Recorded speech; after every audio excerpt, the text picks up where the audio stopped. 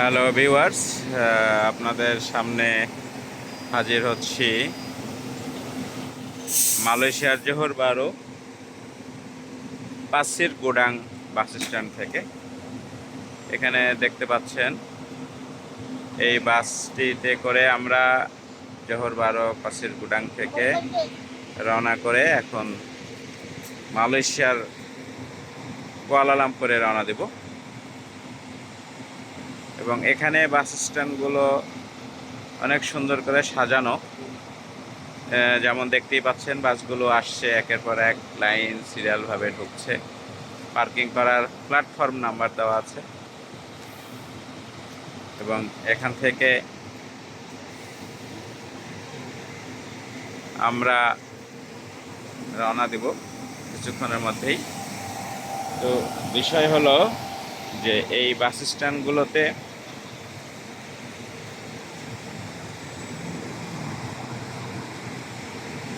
Discipline এবং পরিষ্কার পরিচ্ছন্নতা যথেষ্ট ভালো আমরা দেখতে পাচ্ছি।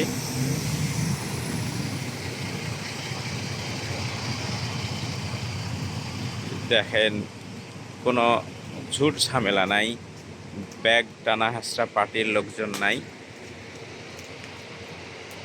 একটা নিরিবিলি জায়গায়, শহর থেকে একটু বাইরে বাস স্ট্যান্ড, এবং এখানে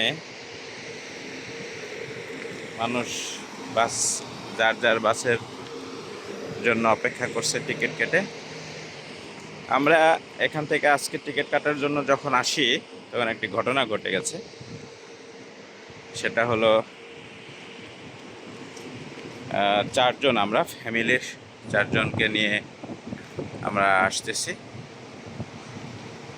212 টাকা, 212 রিঙ্গিত চাইলো, কিন্তু পরবর্তীতে যখন অনলাইনে টিকিট কেটে আমাদের হাতে ধরিয়ে দিল তখন বলল যে অনলাইনে হঠাৎ করে দাম কমে গেছে, 172 রিঙ্গিত দাও। অর্থাৎ 212 জায়গায় 172 রিঙ্গিত, প্রায়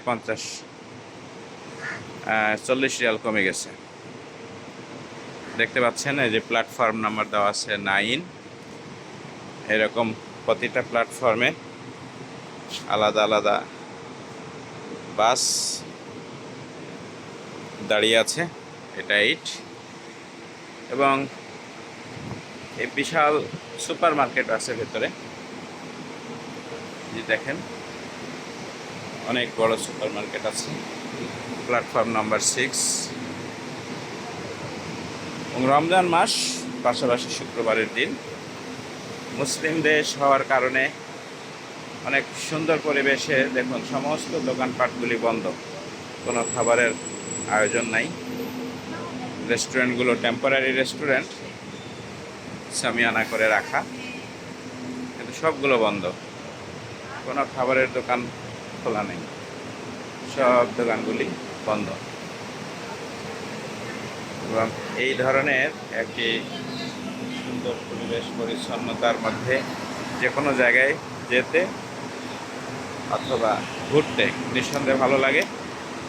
কারণ মানুষের তো একটা পরিচিতির ব্যাপার আছে, পরিচ্ছন্নতার ব্যাপার আছে। সেই জায়গাগুলো থেকে আমরা মনে করি এটা একটি ভালো উদ্যোগ।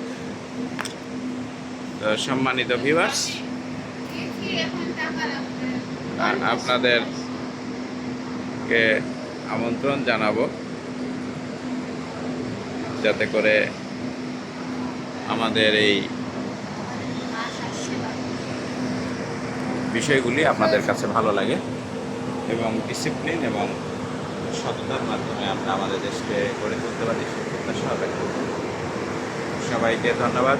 জোহর বারো পাসির গুডাং বাস স্ট্যান্ড থেকে।